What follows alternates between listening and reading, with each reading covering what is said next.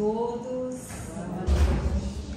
Sejamos muito bem-vindos a esta noite de domingo, 6 horas, 18 horas. Que Jesus nos abençoe e que nós possamos assim aproveitar esse momento, dessa uma horinha que vamos ficar juntos para o aprendizado da noite. E então vamos iniciar os nossos trabalhos com a prece de abertura. E eu convido todos vocês a me acompanharem mentalmente. Então, vamos fechar os nossos olhos, porque assim, fechando os olhos para o exterior, nós vamos abrindo para o nosso interior. Vamos sentindo a nossa respiração, o nosso coração batendo. Vamos sentindo a vibração amorosa aqui nesta noite. Jesus e a espiritualidade amiga proporciona a cada um de nós espíritos encarnados e desencarnados que juntos se congregam para um tempo de discernimento, entendimento da mensagem que Jesus encaminha para o coração de cada um de nós. O que é preciso para ser curado? Como a cura se processa? Muitas vezes as dúvidas chegam e nós não temos respostas. Mas hoje, Jesus, através da nossa irmã Gisele, vai intuí-la, como já vem desde a preparação de sua palestra, para que o conhecimento chegue até nós. Mas como Jesus disse, que Ele não pare em nós e que nós possamos ajudar outras pessoas, instruindo, conversando, amando e praticando a caridade. E assim queremos agradecer ao Criador, a inteligência suprema do universo, causa primeira de todas as coisas, e seguir sempre o maior mandamento da lei de Deus: amar a Deus sobre todas as coisas e o próximo como a nós mesmos. Que assim seja.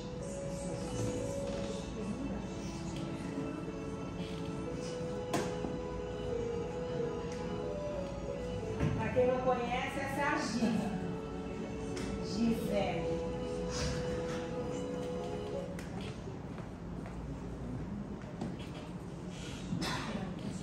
Boa noite a todos.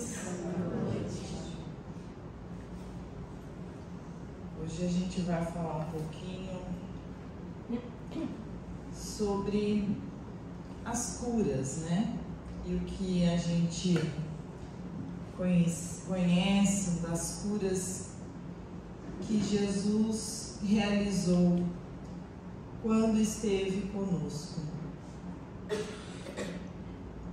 Primeiramente, a gente tem que ter em mente que os Espíritos, eles nos esclarecem que Jesus era um Cristo.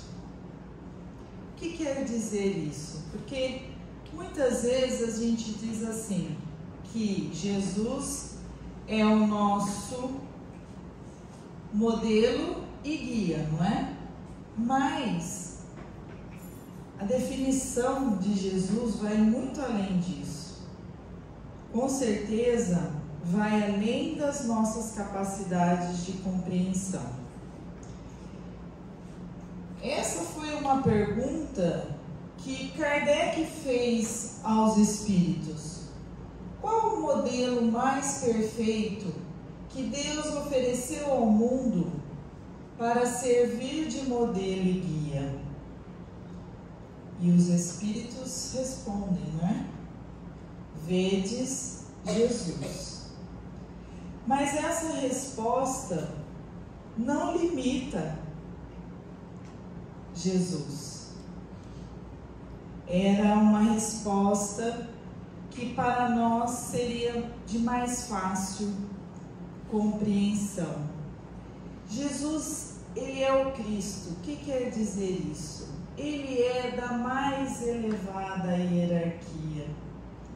Se a gente imaginasse os anjos, Jesus seria o mais evoluído de todos eles. Então, se a gente conseguisse imaginar o topo, né, da perfeição aí, Jesus estaria ali acima. E a gente resume em modelo e guia porque é de fácil compreensão para nós, mas não podemos limitá-lo a isso só. E por Jesus ser o Cristo, ser detentor de tantas qualidades, ele era capaz da manipulação dos fluidos cósmicos universal.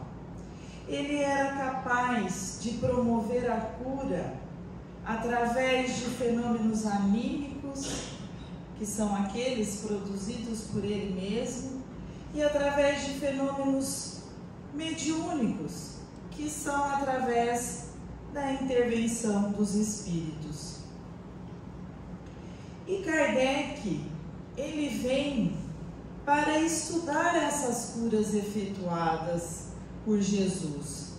E ele vai tirar o véu daquilo que muitas vezes nós não conseguimos explicar.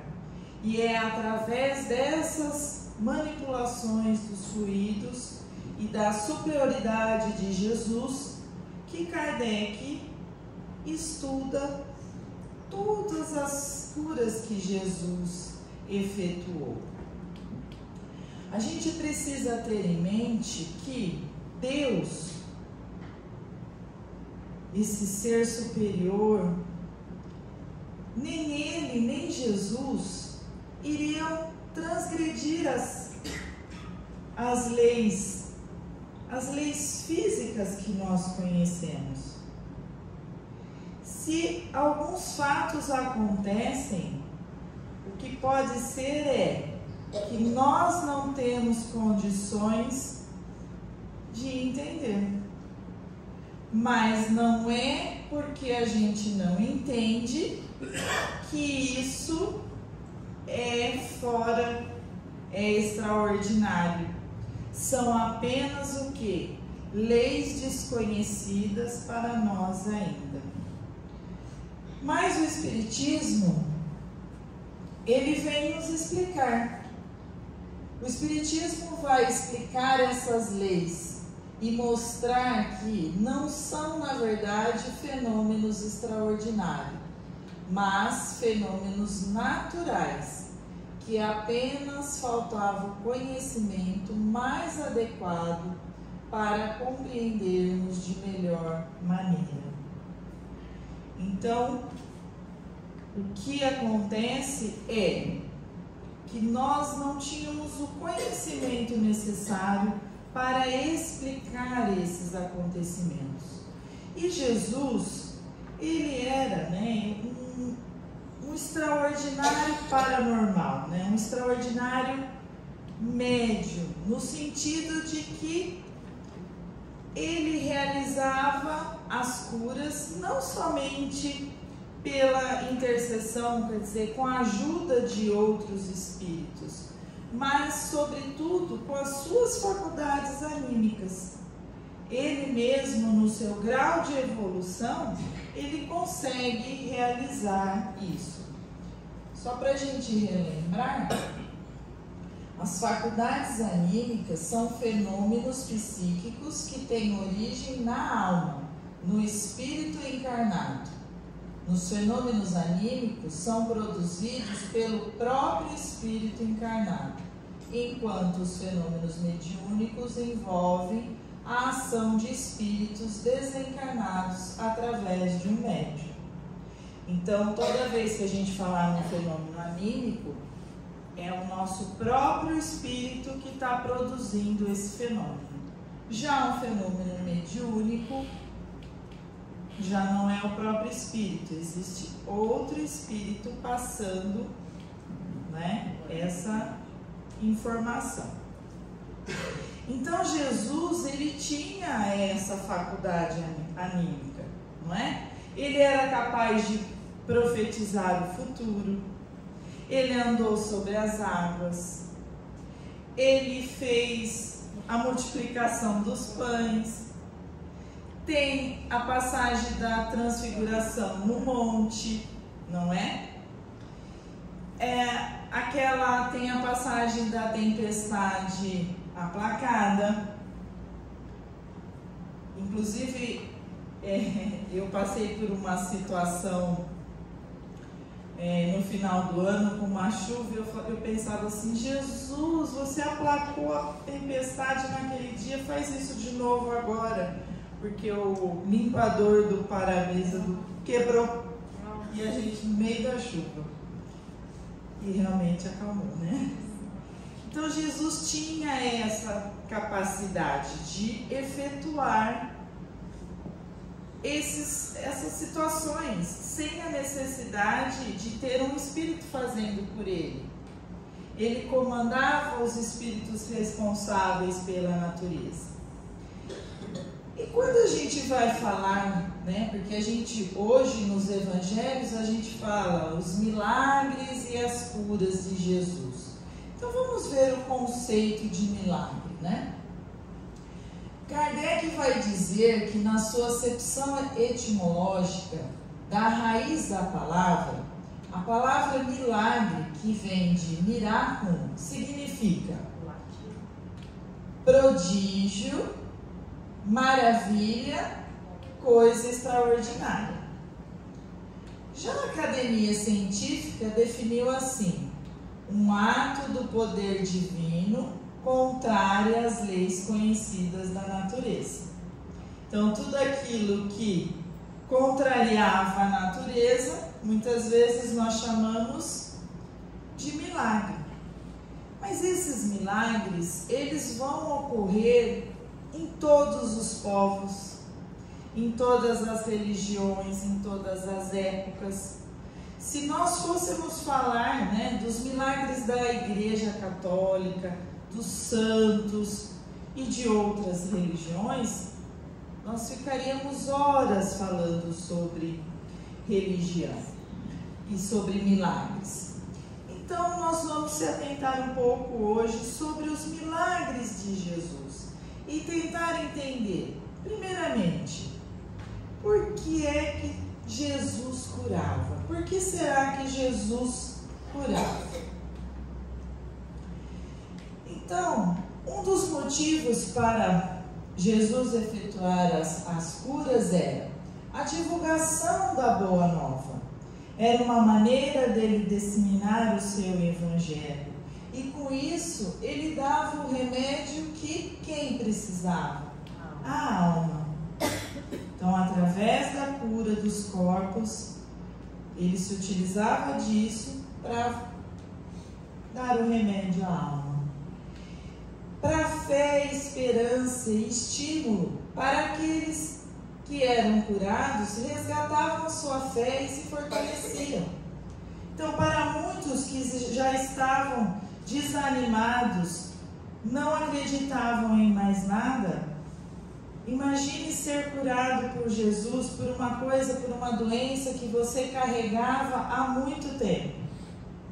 Tinham então o que? A sua fé fortalecida.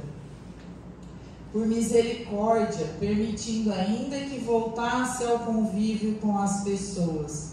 Porque, principalmente, aquelas pessoas que tinham doenças de pele, a lepra, eles eram excluídos. E quando eles eram curados, eles tinham, né, a permissão de voltar a conviver com as pessoas. E também para demonstrar que ele era o Messias, porque muitos não acreditavam, não é? Então, era uma forma de falar: eu sou o Messias, eu sou o enviado. Para que a gente, né, a gente sempre fala, né, para que nós pudéssemos acreditar naquela época. Porque se hoje, há mais de 2000 anos, nós temos dificuldades, a nossa fé vacila, imagine há 2000 anos atrás. Então tudo isso motivava Jesus a curar. Só que tem algumas observações importantes, que quando Jesus curava, ele dizia assim: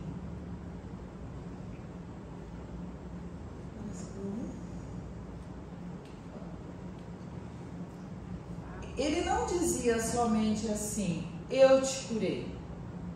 O que geralmente ele falava? Tua fé te salvou. Então, isso mostrava a importância da fé. E a gente vai precisar estudar tudo isso para a gente entender sobre as curas, sobre a doença, que ela está muito relacionada com o que às vezes nós chamamos de pecado. Mas qual é essa definição de pecado? Pecado significa errar o alvo, errar a direção. E o que é esse alvo? É o cumprimento da lei divina. Então, toda vez que descumprimos a lei divina, nós erramos o alvo. Nós saímos do caminho, saímos da direção certa. A gente vai ter que o termo pecado, ele é comumente utilizado em contexto religioso para descrever qualquer desobediência à vontade de Deus, e em especial qualquer desconsideração deliberada das leis divinas. Então, tudo aquilo que foge às leis de Deus, geralmente a gente utiliza a palavra pecado. Todo aquele que pratica o pecado transgride a lei. De fato, o pecado é a transgressão da lei. Então, isso a gente tem na própria Bíblia dizendo também. E aí, nós vamos ter lá no Livro dos Espíritos, na questão 630, como que se pode distinguir o bem do mal? O bem é tudo que é conforme a lei de Deus. O mal, tudo que lhe é contrário. Assim, fazer o bem é proceder de acordo com a lei de Deus. Fazer o mal é infringi-la. E por que a gente trouxe esses conceitos de pecado, de bem e de mal? Porque a gente vai procurar entender que tudo isso está relacionado com a doença e com a cura. O que seria a doença, né? O que é a doença? O que é a dor? Então, a doença, ela é o fruto do afastamento da lei divina. A dor é um alerta para a correção da rota, né, do caminho. É uma orientadora, disciplinadora, educadora. É um estímulo à espiritualização. E tem um conto de Humberto de Campos muito interessante, que ele se chama O Bendito Aguilhão, ou A Bendita Escolha. Então, ele vai narrar que os discípulos estavam reunidos com Jesus e eles falam para Jesus: Jesus, é muito difícil para os nossos irmãos entenderem o Evangelho, com tantas doenças, com tantos sofrimentos, com tantas dores. Como que eles vão prestar atenção na sua palavra, no Evangelho? Aí outro discípulo: é mesmo, Senhor, fica difícil, é muito difícil prestar atenção dessa forma. E dessa forma eles estavam demonstrando para Jesus que queriam que eles curassem a todos, né? E Jesus, um exímio pedagogo, compreendeu e disse assim: pois bem, amanhã nós vamos curar a todos que nos procurarem. E assim, no outro dia, eles montaram uma barraca, né? E todos que foram chegando, Jesus ia impondo a sua mão e ia curando a todos. Era cego, eram pessoas com dores, eram pessoas doentes, Jesus ia curando. E conforme elas iam sendo curadas e saindo, Pedro, muito feliz, ia dizendo: olha, meu irmão, aguarde um minutinho, que assim que Jesus terminar de curar todo mundo, ele vai falar sobre o reino dos céus, que nos traz muita paz, um novo caminho, uma nova forma de se viver, uma nova forma de encontrar a felicidade. Aguardem um pouquinho. E aí, um a um que ia saindo, o que dizia? Ai, Pedro, aí nós vamos trazer para o tempo de agora, né? Olha, mas sabe o que é? Eu deixei a panela no fogo, eu vim aqui rapidinho, eu tenho que voltar. O outro: ai, mas sabe o que é? Eu deixei a minha taverna sem ninguém, e eu tenho que voltar. E assim, de desculpas em desculpas, todos foram indo. E quando Jesus terminou de curar o último que ali passou, só restou ele e os 12 discípulos. E é então que Jesus vai dizer: a dor, a doença, a enfermidade ainda é o bendito aguilhão, a bendita espora que vai conduzir a humanidade terrestre do lamaçal da terra para as culminâncias do paraíso. Infelizmente, nós precisamos ser visitados pela nossa amiga dor, não é? Através dela, muitas vezes é que nós buscamos a espiritualidade. Quando está tudo bem, tudo em ordem, tudo correndo na perfeita paz e harmonia, dificilmente a gente se lembra de Deus. Agora, quando somos visitados pela nossa amiga, é o nosso primeiro recurso, não é? Então a dor, ela tem esse propósito de estimular, né, nós a buscarmos a espiritualidade. E Jesus, ele sempre nos alertou de que a gente precisava se movimentar. Com quais palavras, né? Lázaro, venha para fora. Quando ele ressuscitou Lázaro, ele foi lá dentro buscar Lázaro? Não. Ele disse para ele vir: vinde a mim e eu vos aliviarei. Nós temos que ir até ele. Buscai e achareis. Batei e abrir-vos-á.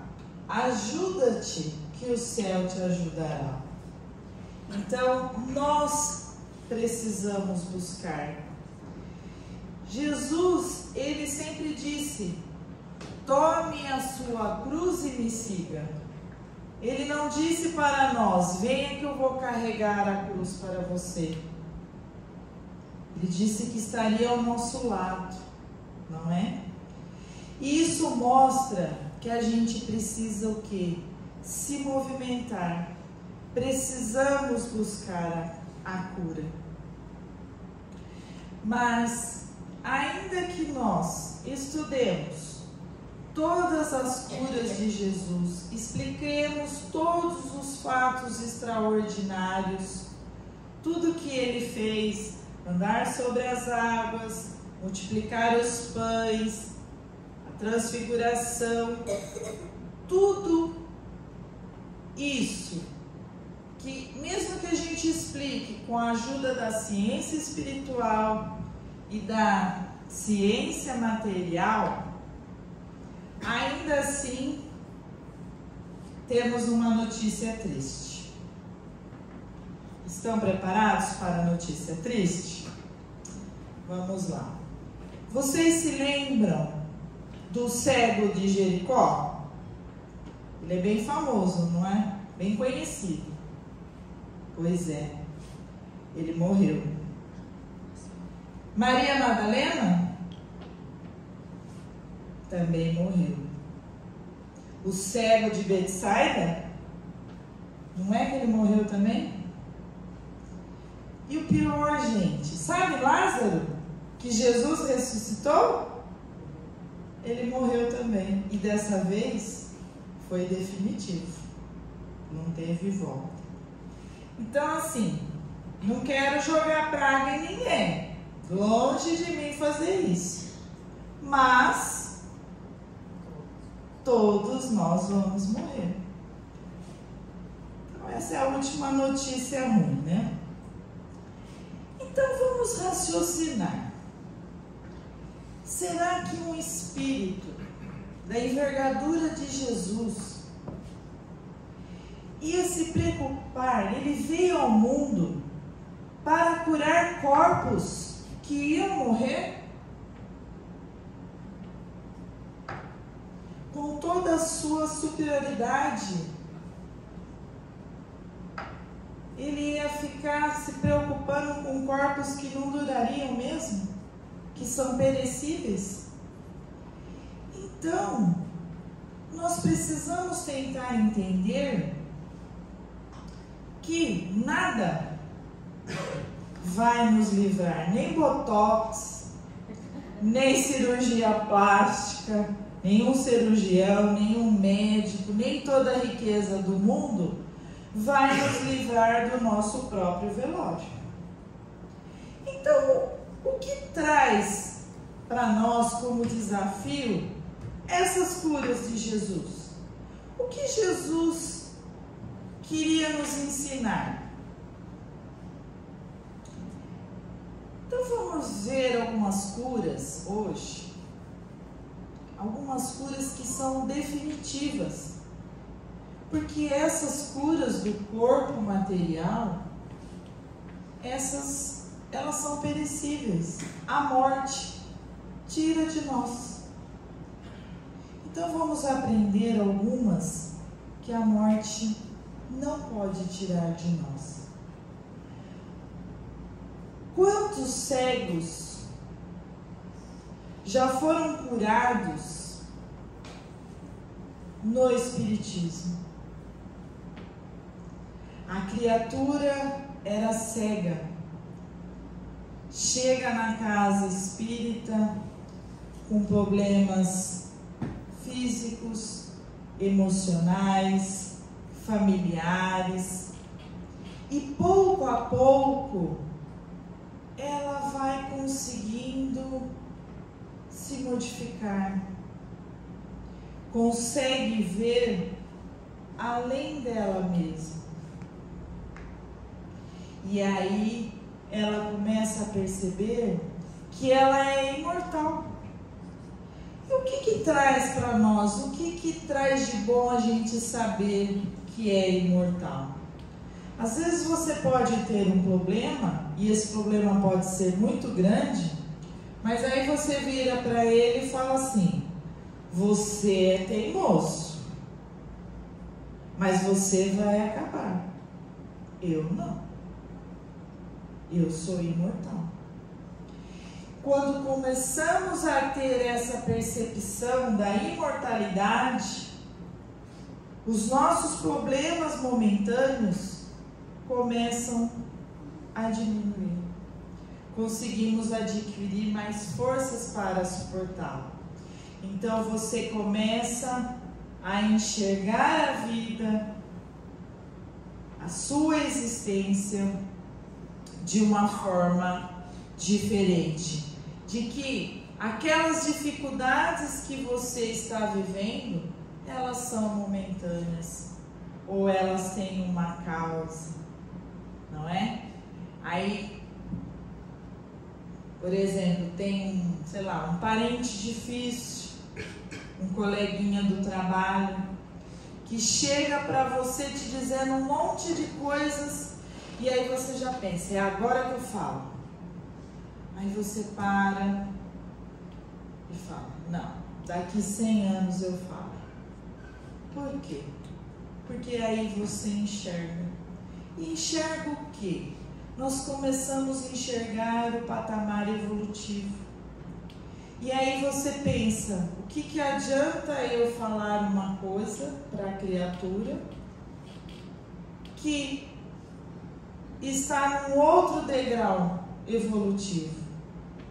É a mesma coisa da gente querer ensinar para uma criança de 4, 5 anos equação do segundo grau.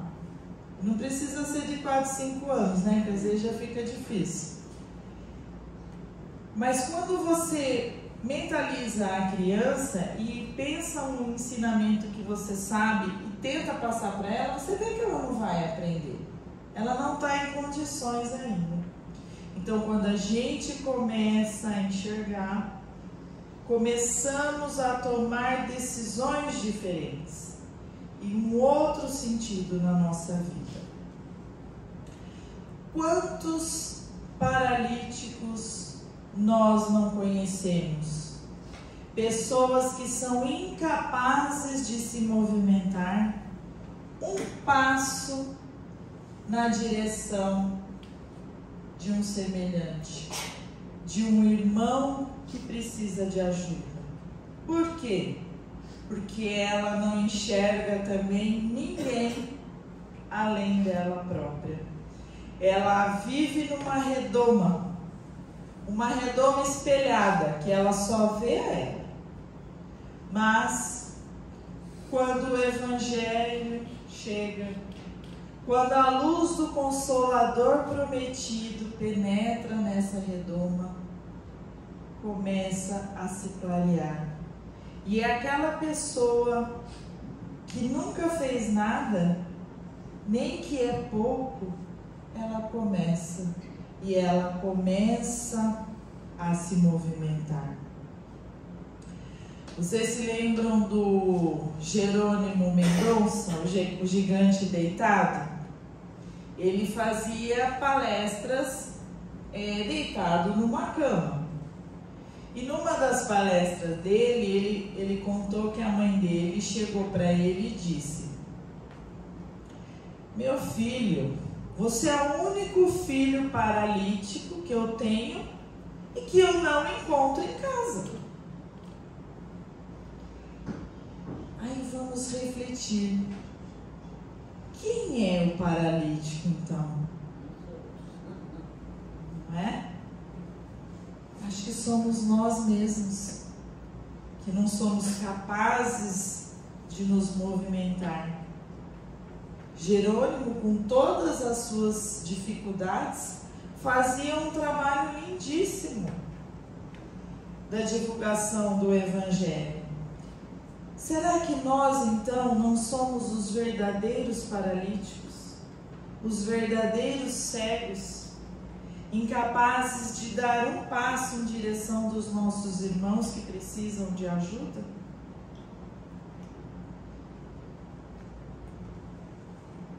A verdadeira paralisia não é apenas a incapacidade física de se mover, mas a inércia emocional e espiritual que nos impede de agir com compaixão e solidariedade.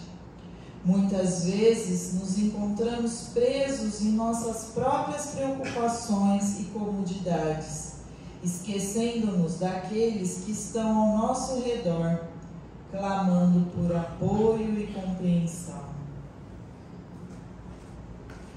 Então, meus irmãos, quando a gente deixa, de estender a mão ao nosso próximo, estamos permitindo que essa paralisia do egoísmo e da indiferença tome conta dos nossos corações. E aí é essa paralisia que nos impede de enxergar a verdadeira vida, Deixamos de agir para aliviar o sofrimento dos outros. E à medida que o Consolador prometido vai tocando a nossa vida, vai entrando nos nossos corações, que deixa de ser apenas palavras que lemos, que começamos a colocar em prática aquilo que a gente lê, vai se abrindo esse véu. E isso que nós adquirimos, ninguém tira de nós. Bezerra de Menezes, ele diz que todos estamos aqui para sermos consertados. Todos nós precisamos obter a cura, não é? Se não estamos doentes fisicamente do coração, mas estamos com o coração endurecido, se não estamos fisicamente cegos, mas não enxergamos as dificuldades do irmão que está ao nosso lado, se não estamos fisicamente surdos, mas não somos capazes de ouvir o apelo daquele que convive conosco ou que cruzamos na rua, se não estamos paralíticos das nossas pernas, mas se não conseguimos nos movimentar para fazer algo que possa melhorar a vida de alguém, então, meus irmãos, sinto muito, mas estamos todos doentes da alma, não só do corpo. As doenças do corpo, elas fazem parte da nossa vida. Não devemos abandoná-las, não é isso. Deus nos colocou aqui com todos os recursos que temos condições de obter aí, os médicos, os remédios, os tratamentos, não é? Os tratamentos espirituais que a gente faz, nós temos que usar todos esses recursos para que a gente possa ter uma vida melhor. Mas o que realmente é importante é a cura do nosso corpo físico.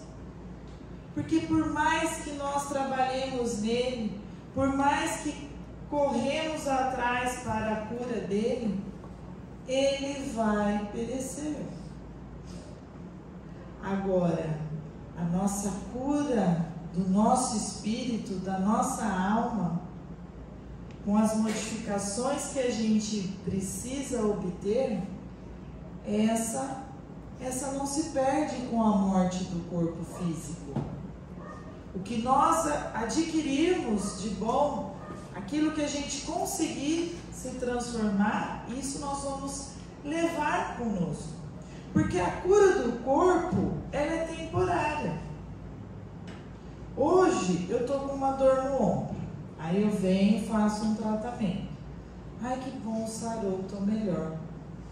Daí uma semana, nossa, mas hoje está me doendo a perna. Nossa, mas hoje está me doendo a coluna. Ou seja, o nosso corpo, ele vai se desgastando e as coisas vão aparecendo.